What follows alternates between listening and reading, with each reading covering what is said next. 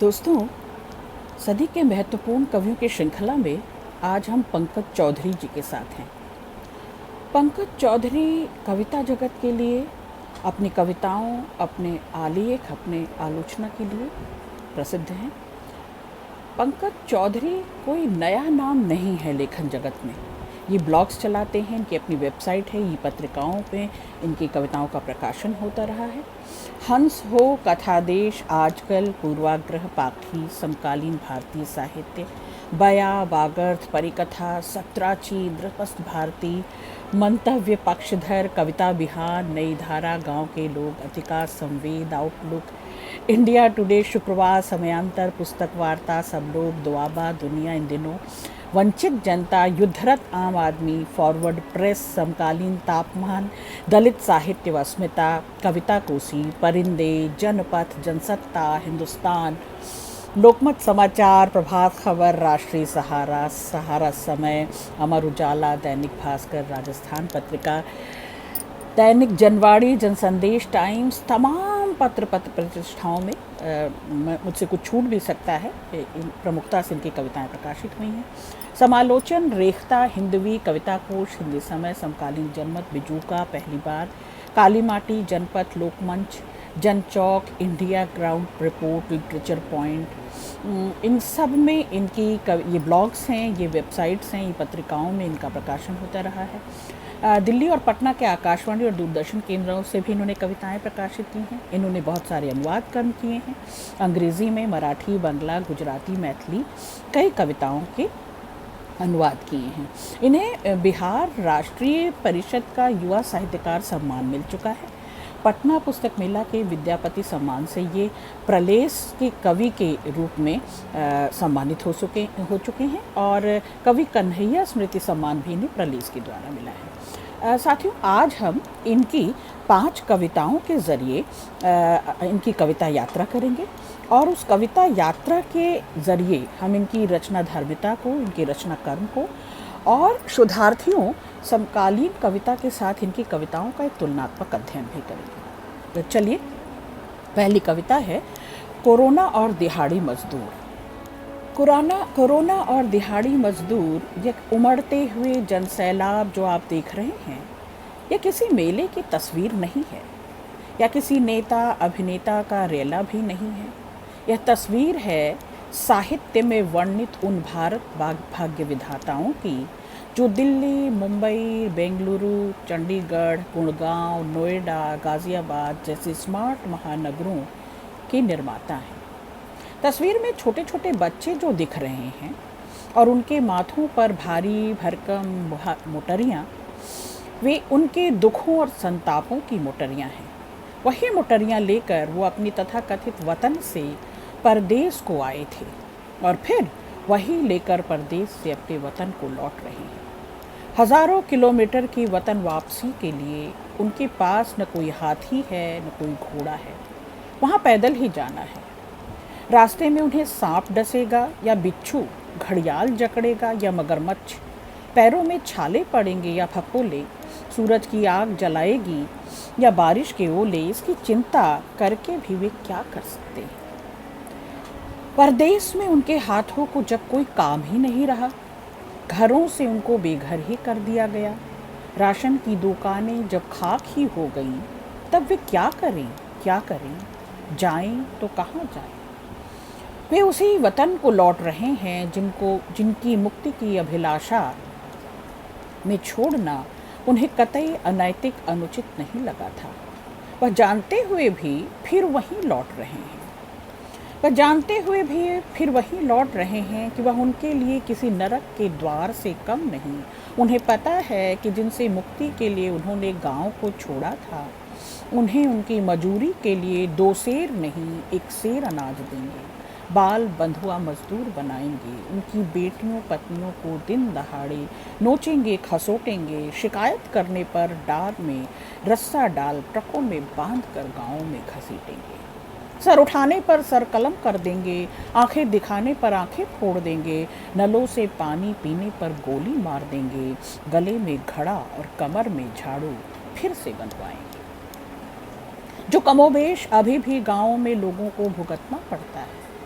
भारतीय संविधान ने उनमें आज़ादी के जो पंख लगा दिए वे फिर से कतरे जाएंगे। मनुष्य की गरिमा की अकड़ ढीली हो जाएगी। वे जाएं तो जाएं कहाँ, वे करें तो करें क्या। अंधकार युग में उन्हें ही क्यों ढकेला जा रहा है, और जो संवैतनिक अवकाश पर हैं अपने अपने घरों में सुरक्षित हैं और सड़कों पर दर दर की ठोकरें खा रहे हैं। पीछे कुआं था तो आगे खाई, और जीवन की यही कहानी है। कोरोना महामारी होगी, लेकिन इनके लिए तो दोहरी तिहरी महामारी है। सारी सभ्यताएं नदियों और नगरों की सभ्यताएं हैं। पहली बार कोई नागर सभ्यता उनके लिए अभिशाप बन गई है। वे जाएं तो जाएं कहाँ, वे करें तो करें क्या। साथियों, कोरोना महामारी ने, इस वैश्विक आपदा ने किस तरह से जो दिहाड़ी मजदूर हैं, जो अपनी दैनंदिन दिनचर्या पर मेहनत करके कमा खा रहे हैं, उनके लिए तो ये आपदा विपदा और अधिक बढ़ गई है। उनकी रोज़ी रोज़गार के साधन सुविधा छिन गए हैं उनसे। उनके पास 2 जून की रोटी नहीं है। वे विस्थापित हो चुके हैं, क्योंकि अपने गांव, खेत, खलिहान छोड़कर वो महानगरों की ओर आए रोज़ी रोज़गार के लिए, 2 पैसे कमाने के लिए। और इस कोरोना बीमारी ने उन्हें अछूत की तरह, उन्हें दरअसल अस्पृश्य की तरह हका दिया है, निकाल दिया है महानगरों से, और वे कूच कर रहे हैं फिर अपनी देश की ओर। और जब लौट रही है गरीबी अपने देश, तो इस लौटते हुए में जो दंश है, जो पीड़ा है, कि फिर वही मुँह खाए भूखमरी, वही अभाव, वही छुआछूत, वही सामाजिक और आर्थिक दंश, वही पीड़ाएं, वही यातनाएं फिर से प्रतीक्षा कर रही हैं गाँव में, देश में। कुछ नहीं बचा है देश और गाँव में, न खेत है, न ज़मीन है, न खलिहान है, न अनाज है। तो जो मेहनत कश है, जो सर्वहारा है, जो किसान है, उसके लिए तो ये चौगुनी मार है। और उस कष्ट को यहाँ पर पंकज चौधरी बयां करते हैं। बेहतरीन कविता। दूसरी कविता है संगठन। ब्राह्मण के नाम पर हत्यारे को नायक कह देता है। भूमिहार के नाम पर बूचर को दूसरा गांधी कहता है। राजपूत के नाम पर बलात्कारी को क्लीन चिट देने लगता है। कायस्थ के नाम पर भ्रष्टाचारी को संत कहता है। बनिया के नाम पर यत्र तत्र मूतने लगता है। जाटों के नाम पर खापों को न्याय संगत ठहराता है। गुर्जर के नाम पर सर फोड़ देता है। यादव के नाम पर अपराधियों की दुहाई देने लगता है। कुर्मी के नाम पर बस्तियां उजाड़ देता है। कोयरी के नाम पर खून का प्यासा हो जाता है। चमार के नाम पर अछूतानंद को दलितों का सबसे बड़ा कवि मानने लगता है। खटिक के नाम पर उदित राज को सबसे बड़ा दलित नेता। पासवान के नाम पर रामविलास पासवान को एक पुष्ट वोट देता है। वाल्मीकि के नाम पर वाल्मीकियों को ही असली दलित मानते हैं, और मीणा के नाम पर आदिवासियों का सारा डकार जाते हैं। इस कष्ट को पंकज चौधरी कितनी निर्भीकता से, कितने साहस से इन विमर्शों के दौर में बयान कर रहे हैं कि जात के नाम पर, जमात के नाम पर जो स्वार्थ और जो निहितार्थ हम सबको घेरे हुए हैं, हम कितने संकुचित होते जा रहे हैं, कितने सीमित होते जा रहे हैं। अपना एक कंफर्ट जोन बना लिया है, उसी में कूदते फांदते हैं, बोलते बतियाते हैं और आंदोलन करते हैं। तो ये जो जाति के नाम पर इन्होंने जितनी जाति सूचक नाम और उपनाम गिनाए हैं और उनसे उनका पेशा गिनाया है, वे इतने सीमित होकर सोच रहे हैं कि राष्ट्र की, देश की, समाज की, मनुष्य की उन्हें पड़ी नहीं, उन्हें परवाह नहीं। तो ये चाहे ब्राह्मण हो, पहले आदिम ज़माने में इतिहास गवाह है 4 वर्ग हुआ करते थे, ब्राह्मण, क्षत्रिय, वैश्य, शूद्र। आज इनके भी खंड कितने खंड हो चुके हैं, और हर खंड मुंडे मतिर भिन्ना अपने अपने में सीमित और संकुचित होता जा रहा है। तो ये निहितार्थों की, स्वार्थों की जो राजनीति है, ये किस तरह से पूरे फलक पर, पूरे राष्ट्र पर, देश पर, समाज पर छा रही है, नाच रही है। इस पीड़ा को पंकज चौधरी इस कविता में जताते हैं शोधार्थी में। तीसरी कविता है इंडिया मीन्स कास्ट। कास्ट को लेकर, जाति को लेकर बड़ी प्रखर, बड़ी ज्वलंत कविताएं हैं पंकज चौधरी की। स्वीडन में उनको नोबेल प्राइज़ के लिए शॉर्ट लिस्टेड किया जा रहा था। लंदन से उनके लिए बुकर प्राइज़ की घोषणा की जा रही थी। फिलीपींस में उनके नाम पर रेमंड मैग्सेसे पुरस्कार के लिए विचार विमर्श चल रहा था। ऑक्सफोर्ड में उनके नाम पर चेयर स्थापित की जा रही थी। हार्वर्ड में उनकी राइटिंग्स और स्पीचेस को और कोलंबिया यूनिवर्सिटी उनकी पिछली शताब्दी का सबसे ब्रिलियंट स्टूडेंट करार दे रही थी। लेकिन उसी वक्त इंडिया में गूगल पर उनकी जाति सर्च की जा रही थी। इंडिया में गूगल पर उनकी जाति सर्च की जा रही थी। व्यक्ति अपनी प्रतिभा से, अपने कौशल से, अपनी दक्षता से कब पहचाना जाएगा? व्यक्ति अपने जन्म से ही क्यों बार बार सम्मानित, प्रतिष्ठित, तिरस्कृत, अनादृत हो रहा है? पंकज चौधरी की ये चिंता शोधार्थियों व्यापक फलक की चिंता है, बहुत बड़ी चिंता है, और इस पर तो बात होनी ही चाहिए निश्चित तौर पर कि जहाँ जहाँ व्यक्ति अपनी हुनर पर, अपनी काबिलियत पर, कुव्वत पर प्रतिष्ठित होना चाहता है, सम्मानित होना चाहता है, उसकी जाति आड़े आ जाती है। और ये जाति जब परखी जाएगी तो उसकी प्रतिभा का, उसके कर्म को नहीं पहचाना जाएगा। जन्म से ऊपर उसका कर्म है, बोली बर्ताव उसका आचरण है। और पंकज चौधरी अपनी कविता में उसे स्थापित करना चाहते हैं कि व्यक्ति की पहचान कब इस तरह से होगी। India means caste.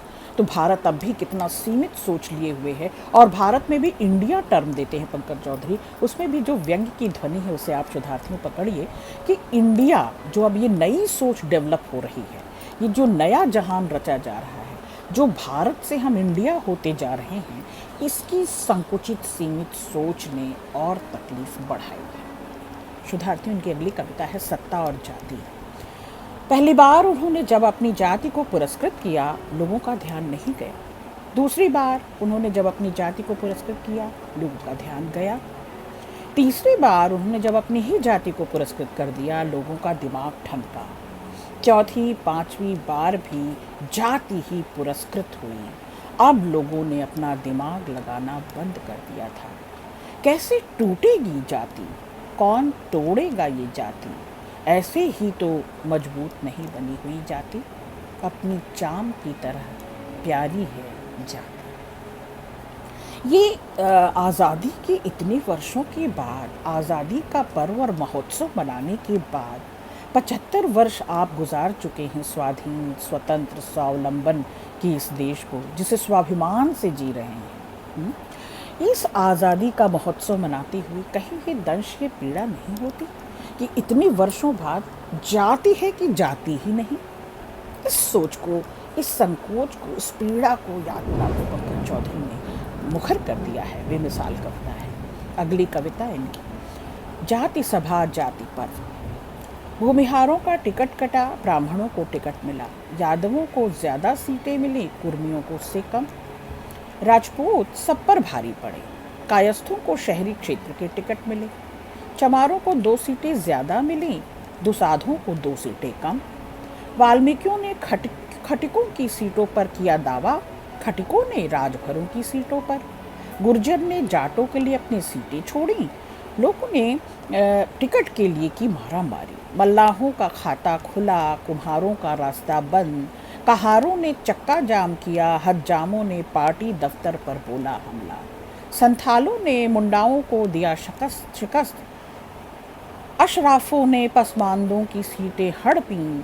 यह जाति सभा का चुनाव है, लोकसभा का नहीं। यह जाति सभा का चुनाव है, लोकसभा का नहीं। साथियों, उस देश की कथा कविता संग्रह है पंकज चौधरी की, पिछड़ा वर्ग और अंबेडकर का न्याय दर्शन।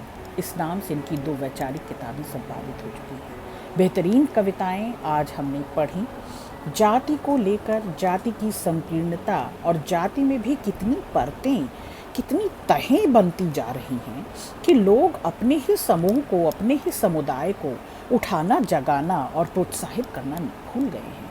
लोग अपने ही लोगों को विचार से समृद्ध नहीं कर रहे, ज्ञान से समृद्ध नहीं कर रहे, साधन सुविधा अवसर नहीं दे रहे। अपनी ही जाति के भीतर जो लेयर्स हैं, जो परतें हैं, पंकज चौधरी उसको भी उघाड़ना चाहते हैं कि एकमात्र ब्राह्मण दोषी नहीं है।